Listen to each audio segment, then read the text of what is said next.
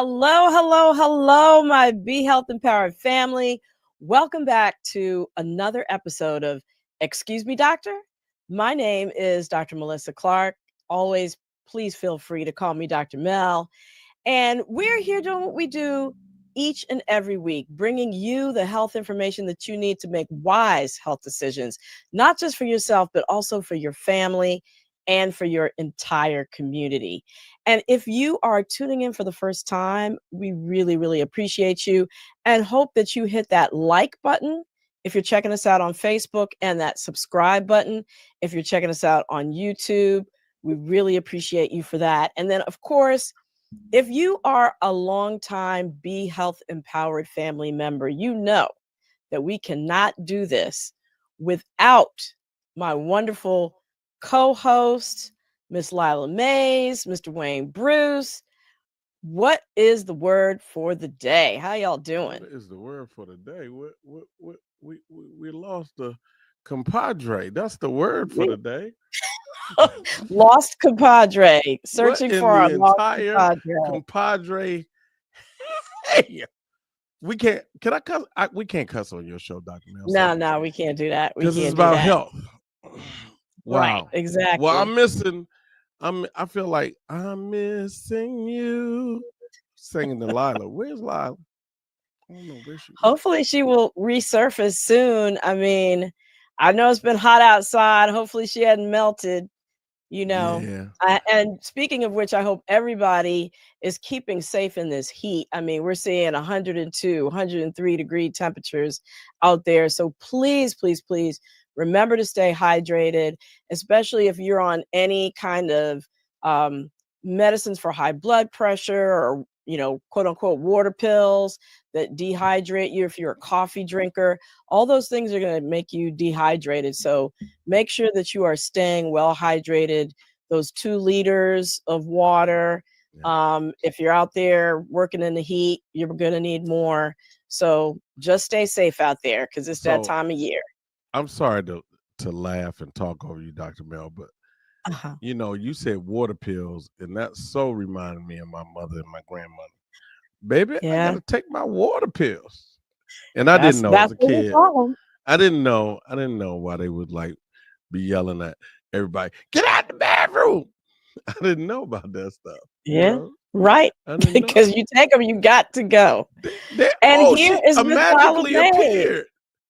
When you I know there's a glitch in the matrix. She's magic.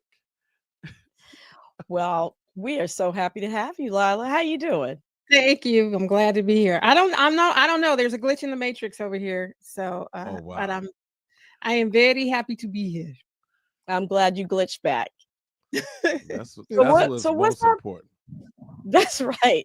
So what is up for this week? What are we getting into today? So look, all right, let's talk about something we don't nearly talk about or we don't celebrate enough. That's Black men showing love for each other, not in crisis, not in competition, just in connection. Yes.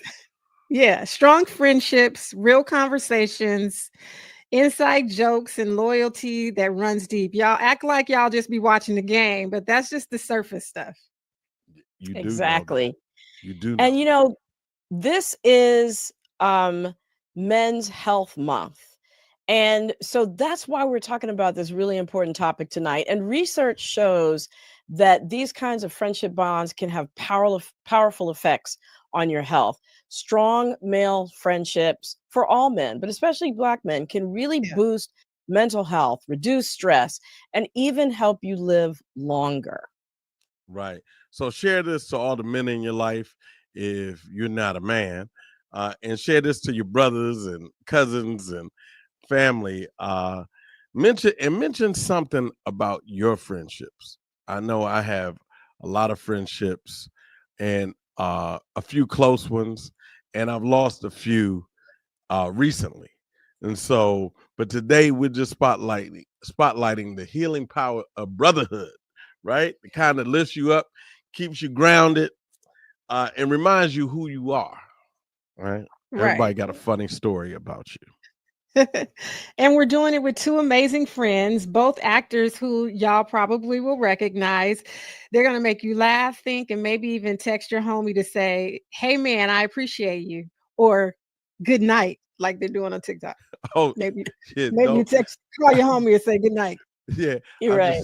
I just want to see how you doing. Make sure you were tucked in. What? That's the funniest. That's the funniest. So we have also an incredible psychologist joining us, who's really going to highlight, the effects of men's love, loyalty, and laughter, and how that translates to health and healing. Yes. Yes. Yeah. So y'all remember, write your questions in the chat, share. Because this is going to be an amazing opportunity to talk to these folks once they're done chatting. Great. Well, we're going to see y'all back in just a little bit. I am going to introduce first these two actors who I know you all are going to recognize. First off, we have Mr. Curtis Cook. He's an actor, writer, and director known for his TV roles on The Chi, Duda, you all might recognize, Netflix House of Cards, Luke Cage, Narcos. He has multiple film credits and stage credits, and he's also a father of 5 and grandfather of 3. And let's go to some of his work. And my church at risk. You knew that going in. Well, now the price is going up. You know what? Let me just take my money elsewhere. I'm your only option. Says who? Says me.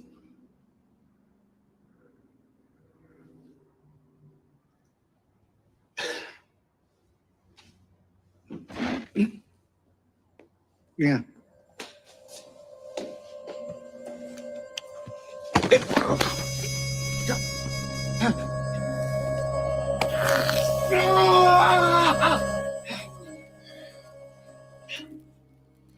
A deal is a deal.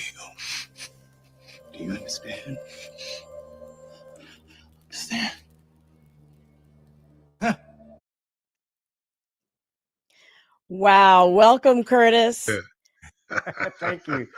Wow. You know what? I haven't seen that. I didn't see that. I didn't see that shot. I didn't see that scene play out. And dare I say, woo, that guy, he's a something. You said you can't curse on your show, so I ain't gonna say what just popped in my mind. That's why the move came out real quick. But thank you.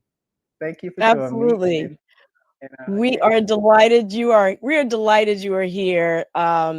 And that you are here with one of your longtime friends. And I hope what you did in that scene, you've never done to him.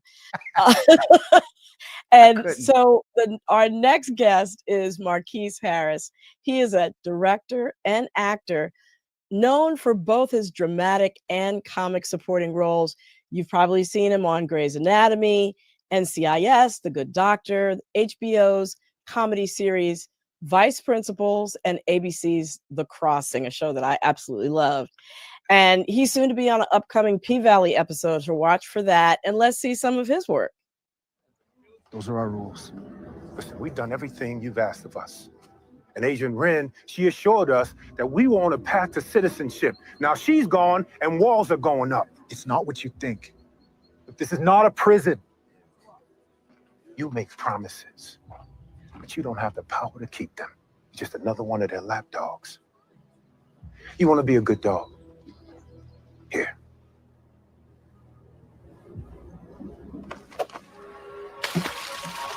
Go fetch. Wow. Welcome, Marcuis. Thank you so much for being here. Man, you know, I wouldn't have missed it. You call, I'm here. Well, we appreciate you both. And, we're going to get right into it because this episode is all about friendship. So we got to start at the beginning. We have to start with, how did you two meet and what makes this friendship special? I'll start with you, Marcuis. Oh, wow. Wow. you know, if you got friends from the 1900s, then you can really call them friends. And I don't mean people you know and associate with. I'm talking like, yeah. So me and his brother, we met at a show that Curtis wrote, directed, and produced called Trapped. This had to be early 90s, I want to say. Yeah, probably like somewhere in the early 90s. Now, mind you, prior to meeting, we would see each other. You know, in New York, you run into people all the time on the train, at events and readings and plays, whatever. So we had seen each other. We were familiar, I think, with each other. But I officially met him at a performance of one of his plays, and it was the first time when I connected who he was with what he does. And it was not just the work, but he was also there with his family. You know what I mean? Like his lady at the time, the children were there in the midst of all of it. And I was like, we happen to have children around the same age. I'm looking at him going, okay, that's how this can happen. That's how this could work. You know what I mean? It was an example right off the rip. Right. You know, it was a bit of a mirror of my own life. So that was the first time we had officially met. And then just over time, we started hanging a little bit more and a little bit more and talking more and then dreaming together and collaborating a bit. And and then it culminated into us, forming a theater company together, Tupu Crayley Theater Company. Oh. Yeah. And so okay. I did not know that. we did some really, I think we had 2 solid seasons of original work, and we would, solicit work from friends or other writers that we appreciated, and we put up a plethora of really good work with a collaboration of artists and friends that we all had. And one by one, people started pilfering off, right? People were getting noticed and getting called out to LA, the big house. LA, people getting called and people were disappearing. So we started to sort of thin out a bit.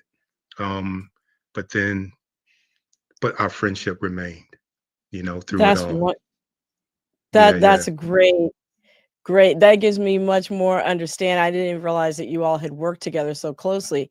So Curtis, what would you say makes this friendship special? What makes it have survived all these years since the previous century? Right. Well, first of all, I want to say that everything he just said is a lie. And I don't know this brother. He called me the other day and he told me that he had my children. And if I didn't do this, I would never see my grandchildren again. So I'm here. No. What makes it so we special? know you have your priorities straight. That's good. What makes it so special? Like, I think it's the acceptance. You know what I mean? Like, I think when we have conversations or when we discuss anything, we may not agree on everything we do, but we accept what the other person is bringing to the table without much judgment. And that's hard to find for me anyway. I'm a loner in nature, so I don't have a lot of friends. But whenever I talk and call, and me and Marcuis talk, it feels as if I'm almost talking to another side of myself. I mean, we are the same, but we are so different. He's big-hearted, he's open, he's understanding, he's strong, and I'm just an old begrudging old dude that's sitting on the side saying, nope, I don't like it. You know why I don't like it? Because they shouldn't be doing it. That's wrong. And he's like, yeah, it's wrong, but what if there's so I think it's the acceptance that makes it special. I mean, he said the story about when we met at the theater company. That was really special. But it was another time I want to mention. It was I don't know if it was before that meeting or after that meeting, but we were at an audition for something. It might have been a commercial or whatever. And it was one of those kind of like cattle calls. So it was like loads of people there. And at the end of the audition, we both kind of got finished at the same time. And we were in New York City. And I felt like we were probably down on like 20-something street. But after this call, we just started talking. And we walked from like 23rd Street to, I want to say, almost like 66th Street, just talking. Wow. And we didn't know each other, but at the end of that, I was like, it was another black dude. It was another guy in the business doing what he does. But I was like, I could actually talk to this dude. Like, and I felt like I could talk to him about anything. And that has been through the course of time. Anything we talk about, I mean, we talk about our children, we talk about our parents, we talk about our dreams, we talk, I mean, openly and honestly. And this, I've only had that kind of relationship with my blood siblings. And so I think it's number one, I would say acceptance. I'm long-winded, as you could tell. I would think it would be acceptance would be one of the main things, and respect. Acceptance and respect that makes it so. Yes, no, that makes sense. And I heard something you both said in different ways was Marquis used the word mirror and you said another side of me. And so it sounds like you see yourself in each other, right? So maybe can you share a moment where your friendship really kind of got you through a tough time emotionally? And we'll start with Curtis. Oh my goodness. When hasn't it? Yeah, right. You can see if you can pick one. Right. So, I mean, in this business, there's like everybody knows, there's hills and valleys. And and we're men of certain age, right? And sometimes you get to a point where you honestly feel like, when is it possible? Can it happen? And in the course of that, you still have responsibility as a husband and a father that you have to take care of your family. So that pressure even gets heavier on you, right? And my wife is very understanding, but sometimes it's like, maybe because she's not in the business, she doesn't fully understand how hard or how heartfelt and how heavy it is inside, right? And this is before I had a therapist. And so it'll be times where you just wanted to vent about why things weren't happening. And it wasn't as if Marquis would have the answers. He wouldn't be like, well, it's not happening. He'd be like, yeah. And sometimes it would just be why isn't it happening? I don't know. We did this. And then by the end of that, we would have like a little checklist of things. Well, you know what? Let's try this then the next time. Oh, you did that? Okay, I'm gonna try that too. And then it will just move the ball, the piece just a little forward. You know what I mean? Every time. And so I know that it could sound trite, right? The business and all of that, but this is my life. This is what I've always done. So when it feels as if you're not making any headway or moving in a certain way, it could feel as if I've failed. I haven't achieved or supported the people that needed to be supported. And to have someone, another black man, a friend, a brother, to say, you know what, hey, it's gonna be all right, bro. Look, it didn't happen. Let's go. Yeah. What we gonna do? Let's do something else. It's really important to me. So that's I know that's a small, tough time, but that was a sort of a tough time No, that's huge, because I honestly don't understand how actors and other creators have the emotional resilience to go through the potential rejection and the challenges that you have in your craft. So I take my hat off to you, and I see why that would be so critically important to have somebody you could talk to about it. So, and Marquis, what would you say makes this relationship different than others that you might have?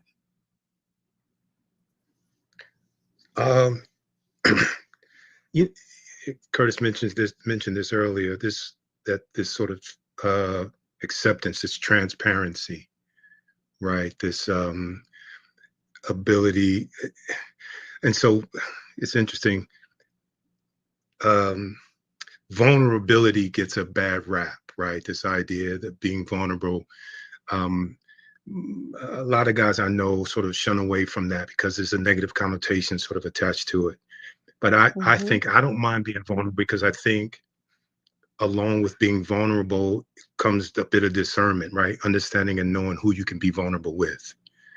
And so for those who are watching who are like, yeah, vulnerable, I can't do vulnerable, I'll just say transparent, right? Yeah. You know, there's a level of transparency that enables growth in a way where there's accountability, right? It elevates this accountability factor, and then also the way we talk and communicate. There's often an elevation in emotional intelligence, right? That just in our understanding of the way we're doing life, and Right. together and in this parallel sort of universe, right? Our children, as I said, are like, in the same age range, off to college, and so we are navigating the very same terrain. And so it is Mhm. absolutely fantastic to have someone who you can do that with without all of the noise, all of the stuff, all of the Mhm. connotations, right? That people sort of attach to real brotherhood, real friendship, because that's also partnership as well, Right. Right. and that's really fantastic. Yeah. No, I hear you, especially with the transparency, vulnerability, and emotional intelligence. I love that. We're going to put a pin in all of those because I'm going to come right back to you all because I'm going to bring in Dr. Spears into this conversation because Yeah. some of those themes you touched on are just right. They're ripe for the picking for his commentary. So I'm going to bring him in. Dr. Kenneth Spears, he's a licensed clinical psychologist. He's a staff psychologist at El Camino College in LA, Los Angeles, California, and also a mental health consultant for the Los Angeles Job Corps Center. So has expertise in talking about how these things pertain to young people. Welcome, Dr. Spears. Thank you so much for being here. Thank you so much for having me, Dr. Mel. Absolutely. So let's start off with the big picture. Why are male friendships such an important yet often overlooked component of men's overall well-being? I think the answer to that is right in the question. I think because they are overlooked, as if we don't believe that we can have this closeness and be vulnerable and be transparent when we actually can. Oftentimes, we're socialized to be very restrained, especially emotionally restrained, to not speak with emotional words and be too intimate, when actually those are the very traits we need to establish meaningful connections with each other. Makes total sense. And a lot of times, men's friendships often revolve around things like sports or um, you know, games, things like that. How might that affect their ability to form deep, meaningful friendships? Well, I think it's a great place to start, but at some point you have to go beyond that. It's kind of difficult to be open and to talk about things that are really affecting you in a group environment. So I think that may be a great place to start, going to sporting activities together, engaging in team sports together. But at some point, just as we heard from Curtis and Marcuis, they were in the same spaces a lot of times with other people that at some point they connected. They were able to start having conversations. And, one of the things that served us in doing this is, at some point, we've hopefully been socialized to create healthy boundaries. So in having these conversations, we realize, we can become closer to who we can become a little bit more transparent with. And that's what we should do, even though we start off with shared activities. Right. How can we, Marquise talked about vulnerability and transparency and emotional intelligence. I know you do work with a lot of young people. How can you, or how do you help to translate those sorts of skills and social tools into helping young people and boys understand the role of friendship and how to build these kinds of skills? I spent a number of years working at the Northern California Youth Correctional Center, and I actually started a psychoeducational group centered around vulnerability because I heard one of the young men say to me one day when I suggested being vulnerable with a family member, he said, vulnerability will get me killed. And so I had to kind of redefine what I meant by that, and once again, I had to bring up, like, have to know who you can be vulnerable around. But the best way that I have found to demonstrate these to the young people that I'm working with is by kind of modeling that when appropriate. They won't believe it's true until they actually see it. And so in the spaces that I work in, it's often there are opportunities for me engaging with staff members or colleagues when I feel it's appropriate, and I can kind of model that for them so they can understand how that can be beneficial for them. That makes sense. That modeling, that mentorship, and as Marquis described it, transparency. I think that's also another word that might not be off-putting to some people who might be afraid of the word vulnerability. So I really love that he used that. Yeah. So let's transition a little bit to sort of the health benefits of strong relationships.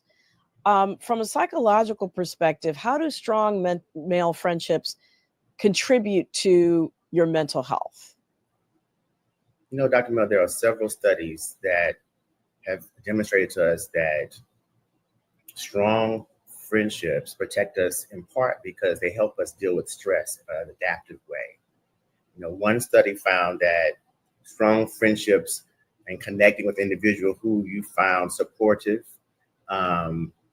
even lowered the way your blood pressure responded to stress. Individuals who have a close friend by them, either literally or figuratively, while they're going through a tough time, have less heart rate reactivity.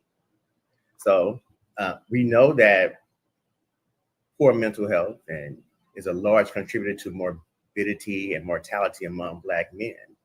And there's so many barriers that can present themselves when we're trying to access therapy. So social supports and friendships kind of stand in that gap for us. No, that makes perfect sense. And when you said the word stress, you know, I often talk about the 5 self-health actions, things that we can do for our own self-care: food, water, movement, sleep, and how we manage the stressors in our life being the most important in terms of, you know, chronic diseases, like you mentioned, high blood pressure, diabetes, those kinds of things showing up in our lives. And the role, therefore, that friendship, because it affects stress, as you mentioned, has on all those kinds of chronic diseases showing up. So do you know, is there any correlation with longevity? Most definitely. Individuals who have strong supportive friendships, and for those who lack them, they found that they're at risk for premature death, just as someone who may be smoking 20 cigarettes a day would be at risk for premature death. Wow. That is truly profound. I want to bring Marquis and Curtis back because I want to understand a little bit more about how friendship has evolved over time. So I'll ask Marquis first on this one. What have you learned about being a better friend over time as your friendship has evolved?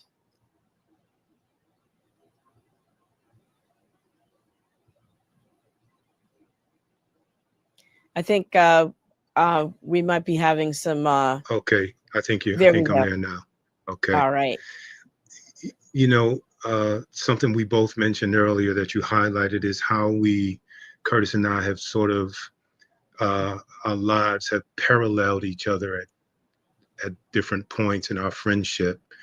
That, you know, it was always helpful and easy to look to him for help through some tough moments. And what that has shown me is how to be a better friend as well, right? How to show up in the same ways, right? For him. And so overall it is I think I've become a better friend, but a better man, a better husband, a better father, You know, my life has definitely been elevated, you know, in our nearly 30-year friendship, because we have been friends this long. Great. And Curtis, how would you say that your friendship has changed over time?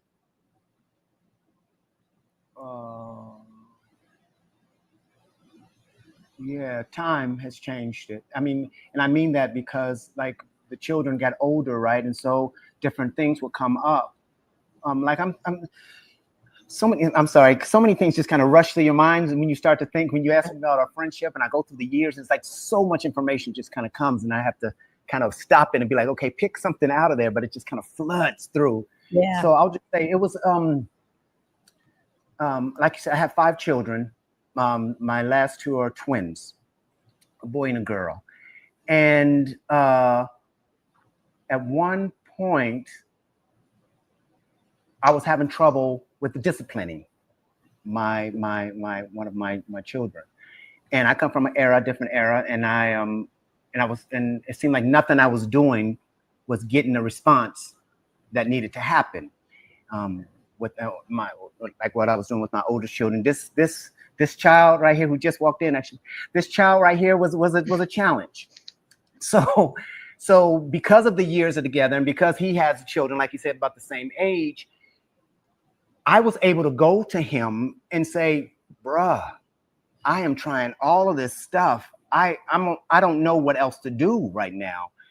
And he was able to give me a different way of looking at it and a different way of tackling it. And dare I say, he gave me that and I tried it and it didn't work. But what it did do, what it did do was gave me another perspective on how to deal with certain things. You know what I mean? Because that child is going to be that child. You know what I mean? And I think it was just his aura and his energy, and that's who he is, right? And I just my job became on learning how to love him for being who he is and trying to keep him safe as he grows into manhood and become who he was. So it was the advice I was able to go to Marcuis, and because of the time that we've been together and because of the life that he's led with his children and his brothers and family members, he was able to give that back to me. And I don't know if anyone else readily and as openly I could have gone to someone with, right? And trusted with, and we had seen each other go through it all the years together. So it's like, how do y'all do? And something else too? I remember Marcuis used to have this thing, and I tried to incorporate it into my family. He used to have this thing he did with his children where it was like, I thought it was so cool, where you can say what I'm gonna give you this space right here to say whatever you need to say to me and however you need to say to me, say it. So if you need to use profanity, it's okay. And this space right here. So I need to hear what you're feeling and how you're dealing with it so that we can address it and make and find a solution. And I was like, that is so cool, because my parents never did that to me. I never did that with my children, but it was something that I wanted to incorporate in my family because I saw it working and it made a difference. I don't know if I answered your question, but I'm gonna leave it there. No, I think that's great, because it sounds like through the years, as you've encountered different situations, you've been able to sort of leverage Marcuis's unique perspective that you might not have had to come up with really practical life solutions. Most definitely. Yeah. No, that's great. And so speaking about practical solutions for men who might feel isolated or wish to strengthen their current friendships, what practical advice might you offer from your own friendship to help them get started in that process of either strengthening their current friendships or feeling less isolated? I'll go to you first, Marcuis, on that. Yeah, wow. You know, I can't stress this enough, this part. And, you know, experience certainly teaches this quality, but discernment is everything when it comes to friendships. And some people see some people mistake discernment for judgment. And I think we all are guilty of judging for sure, but I think it's okay to judge when you're discerning whether something is good for you or not. Sure. Right. And, you know, it's the discernment that helps you to recognize who deserves a front row seat in your life. And sometimes, you know, we elevate people to spaces that don't necessarily belong or deserve to be there. And so I would first, you know, caution young people to not judge, but discern who is in their circle and for what reasons. And then be open, right? Be open to, you know, I used to say, man, I'm too old for new friends. You know what I mean? Like the friends I have are the friends that I'm going to have. But I was closing myself off to opportunities to have great encounters and possibly develop real friendships. And I think, you know, if we remain open, you know, with discernment, we can see those people who are really meant to be, you know, in our lives and to be in relationship with. And so, yeah, so I would say that be, you know, get better at discernment and be open. What about you, Curtis? Anything to add there? Yes. I'm just piggybacking on it. And I would, with that, it's time too. I mean, the time that you choose to spend with people. So I think you have to make efforts and to say, you know what, I don't know if this brother is cool, but you know what, I'm gonna just ask him if you want to go out for a drink. You know what I mean? Just to sit and talk. And then as you spend more time with that person, it may be easier to discern if they are or not. But you have to put yourself out there to just say, you know what, I don't know, I'm gonna go over there and hang out with him. Maybe he doesn't mind, or to go to the park, to do whatever else. And then during those encounters, you can, you know, begin to once again be open, just start to talk about things, and then you can kind of feel if, you know what, maybe this isn't the right match. But it's you have to make that step in order to find out if it's going to be or not going to be, though. I think so. Definitely discernment and the openness and the time to get to know someone. And you mentioned that you were a loner, so that means a lot, that you have to be intentional about creating friendships and creating the time. I think that's great. And I want to go back to Dr. Spears, because I want to pick up on, you know, that concept of being a loner and loneliness. How would you say that the fact that there's research suggesting that loneliness can be as harmful as smoking or obesity, how do friendships buffer men against those kinds of risks, especially as they age? And I want to pick up on that thread that Marcuis left about, you know, I got all the friendships that I need, you know, I'm shutting it down.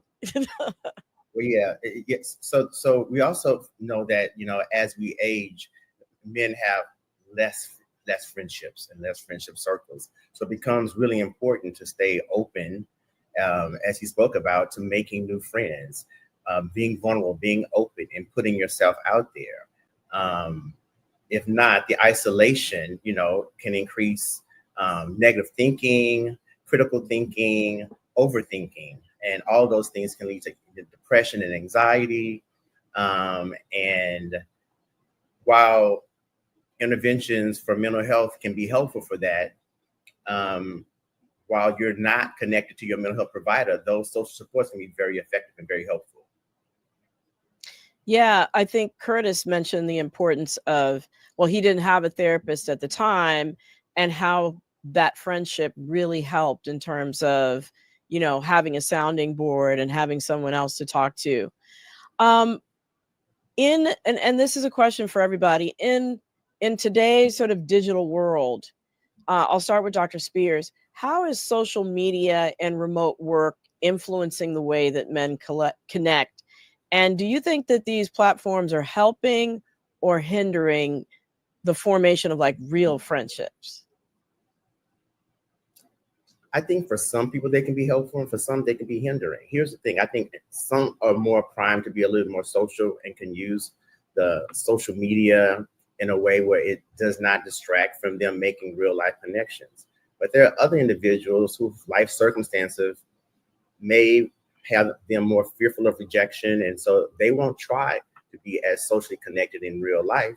And they'll use the platforms, or they'll overuse those platforms to feel connection, and not really getting connected all that they can out of the connection, out of the friendships. Right. And I know both of you have boys, Curtis and Marquis. How have you sort of helped them navigate social media in terms of helping to give them the tools to be able to form real friendships? I don't know if I have, to be totally honest. I was thinking the same thing. Well, can I say something, Dr. MEL? Sure. What I enjoyed hearing earlier when Curtis and Marquis were talking, and Curtis was speaking about taking the advice from Marquis about how to deal with his son. Mm-hmm. You know, not only was that like sharing of information and support, but in creating a space where your children can say anything they want to, what you're doing is you're also teaching your children how to express themselves. And that is another tool that they're going to be able to use in forming meaningful connections. Absolutely. So you didn't even know you were doing that, did you? No, listen, I was just trying to let the steam out the pot. You know what I mean? Because, you know, you can always feel the energy in the house, you know, when it's full of life and other people. And oftentimes you could, you know, I would feel just a degree of tension, you know, and you can connect it to something or another, but it was always important to me to get a sense of what they were thinking about it and feeling about it, or where it started, you know, what the origin of the feelings were. And so, and it really was born out of the one thing as a parent I've always wanted was to have a real open line of communication. Mm-hmm. And that was my way of telling them and showing them that no matter how bad it seems or how rough you think my response might be, there's always a place for us to communicate. And then we can go from there and figure the rest out. And so I found that has really helped. Yeah. No, and communication is the bedrock of friendship, right? Being able to express yourself and be in touch with your emotions and express those emotions in a constructive way. So I think that's amazing. I just want to close with one question before we get to the audience, because I know they got questions and comments. And this is for Curtis. If your friendship with Marquis was a message to the next generation of young Black men, what would it say? Yeah, what would it say? What would it say? I want to know. Right. What's the brand message that it'd be putting out there? I think the one of the biggest things that is possible, right? I think because of what we have and who we are, dare I say, two successful Black positive men and strong father figures and examples in our community, and not afraid to dap up, you know what I mean? To cry on the phone to each other, to tell some of our darkest secrets to each other and still be cool. I think the message would be that you can have that, and it will make you, and it can make you better. It can strengthen you. It can be a foundation for so much more. So maybe that is possible. Could be the message. Fantastic. Thank you all. This has just been a wealth of information. I'm going to see what is going on in that chat. Lila and Wayne, if you all can come on back in. So much has been shared, you know, that pertains to our health and how friendships. Tell us what the people talking about. Yeah. Go ahead, Lila. Lila? Can you hear me? The people want to know. The people want to know, how do the women in your lives support this friendship? Good question. You want me to go? Well, look, They do until we've been on the phone for 4 hours and it's cutting into dinner time or some other plans we may have. Because I tell you, for those who don't know, Curtis is in New York and I'm in LA. And so majority of our communication, particularly now, is over the phone. And so we can lean on the phone for hours, just talking about, for hours, literally. It would whether go from we're one thing, we just talk collaborating. about a peanut at one point, and the next thing we talking about the election and what's going on in Iraq and Iran. It's the scope of all things. It's so varied, and we're all over the place. But at the end of the conversation, there's always there's some marching orders. You know what I mean? There's like, okay, here's what we need to do next, whether we explicitly state it or not. There's always something in our conversation that gets accomplished and moves us to the next place. And I gotta say, I think our wives, and I'll say this for Curtis's wife as well. I think our wives have been not just fully supportive, but encouraging. We ain't talking to them.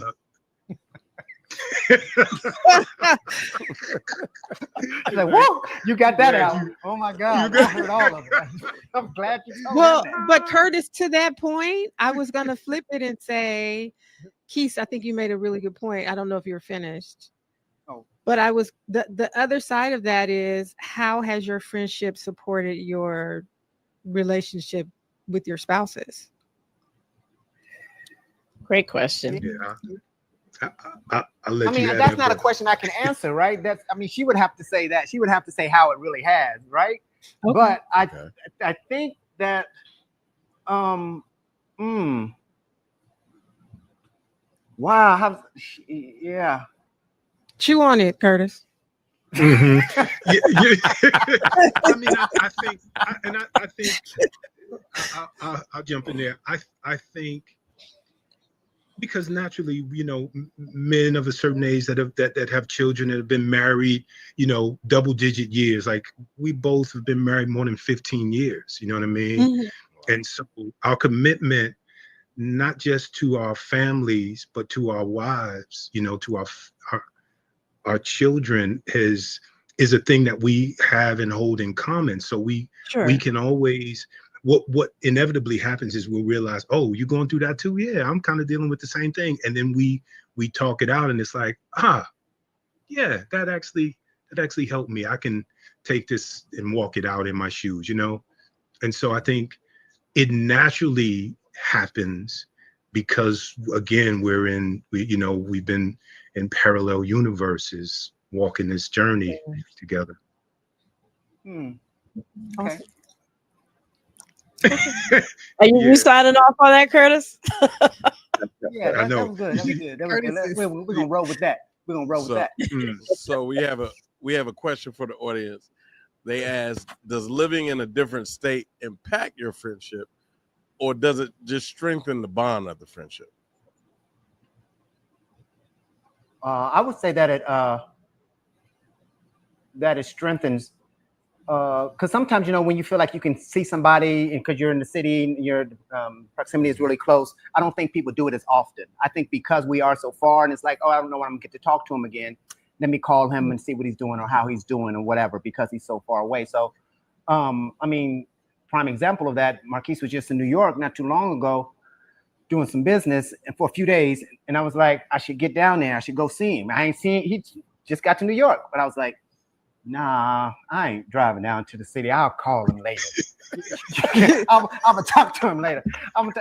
But so I think sometimes when people are close around, you kind of take it for granted. But I think because he is so far away, our conversations get longer and they get more in depth because we don't know if we're gonna be able to talk to him tomorrow or next week or whatever. And then also too, because we're across the country from each other, the way the world is moving and events are happening, it feels more necessary to just check in with each other around events in the world. You know what I mean? Whether it's bad weather or the fires. Perfect example. You know what I mean? So we find ourselves really checking in, doing a wellness check. You know, that's oftentimes the biggest part of our, you know, as our lead in. You know what I mean? How you doing? Y'all good? And then we go into the next 3 hours on all kind of other stuff. Yeah. Dr. Spears, you mentioned that when you used to work in, I'll say law enforcement or the judicial system, there was someone who said vulnerability is weakness or felt like weakness. So to that point, there are probably a lot of young men period, who feel socially or culturally that they can't be expressive or vulnerable or soft in their friendships. And I just wanted to come back around to that. You talked about sort of modeling behavior and being a mentor to those young people, but how do older men sort of get out of that if they're stuck in this, I can't be expressive or transparent with my friends? Yeah, well, hopefully there's someone in their lives who will, you know, push back against that narrative. But if they're not, you know, I find that at some point we begin to look for solutions to our problems. And when the problems become very heavy, we will begin to consider solutions that we never thought that we would before. So I would hope that there are people in their lives, you know, oftentimes the men who I see in my practice or on campus who are struggling in this way, I would say 50% of the time they come is because of a relationship issue. And then we get to understanding what's not connecting in the relationship, because there is a fear of being too emotional, too open, and too vulnerable. We get to go there. But for those, you know, who may not have access, I would say we always have access to something.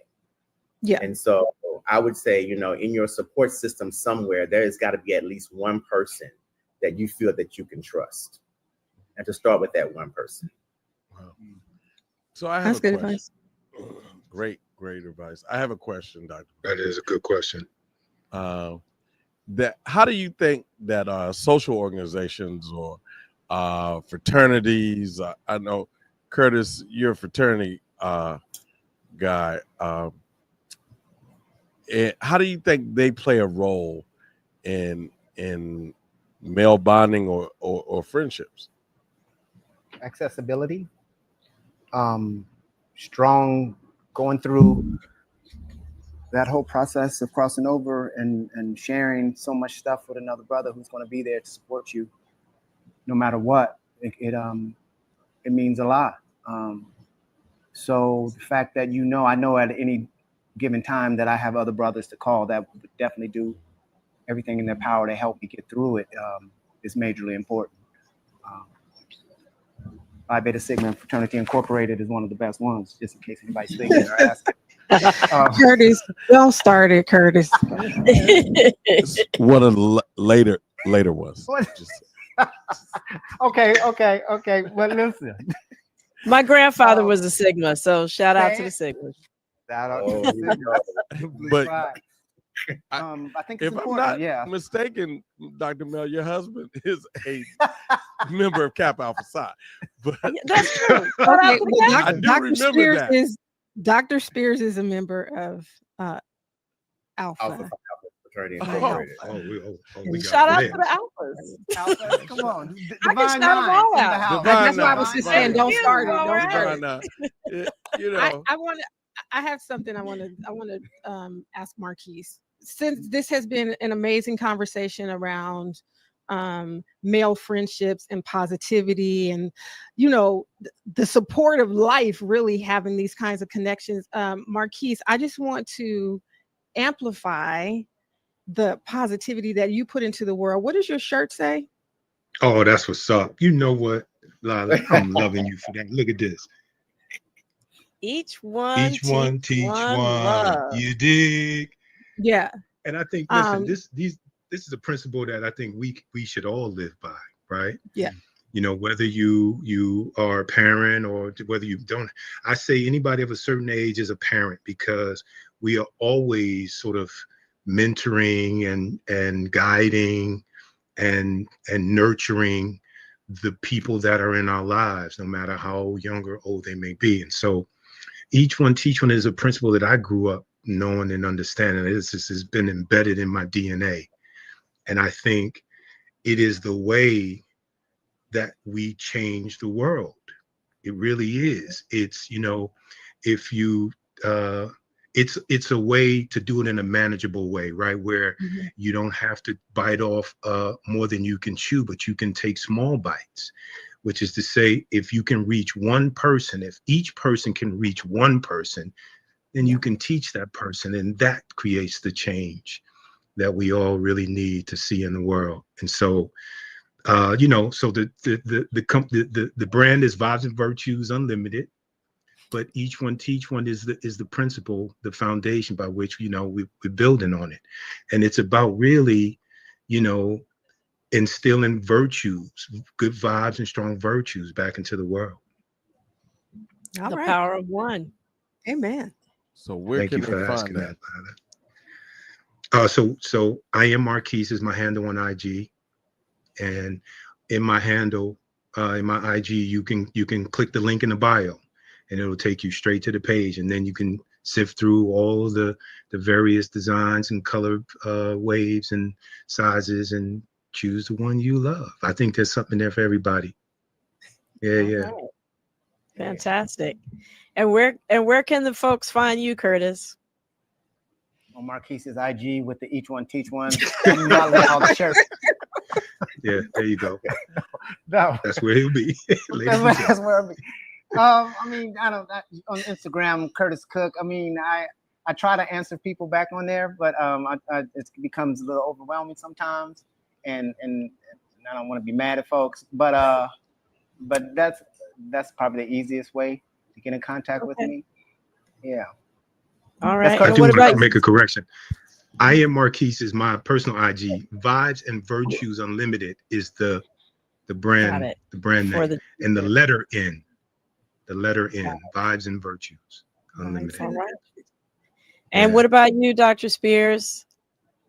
The best way to reach me is on my website. My practice is Wellness Our Way Psychological Service, and it's wowpsych.com. WOWSYCH.com. Wow. Come on, Wow Psych. Wellness Our Way. Wow.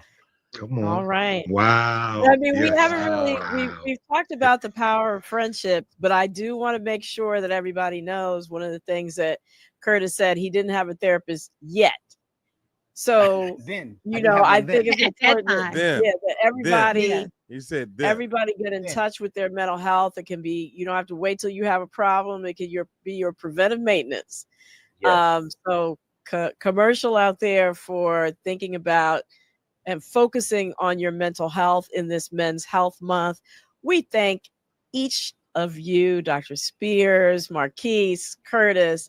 Thank you for giving of your time and your wonderful advice, sharing your stories and your wisdom and your wit. We really appreciate you. Of course, my fantastic co-host, Lila Mays, Wayne Bruce. Yeah. Thank y'all. Yeah. Hey, and until I see you, remember, be wise, be well, and be health empowered. Take care.